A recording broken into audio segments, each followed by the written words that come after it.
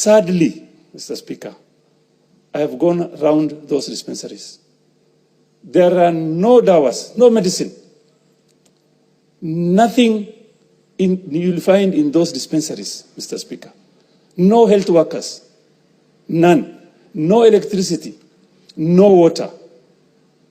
If you want to go to a dispensary, the next dispensary you will get is a private dispensary, which is about 200 kilometers away.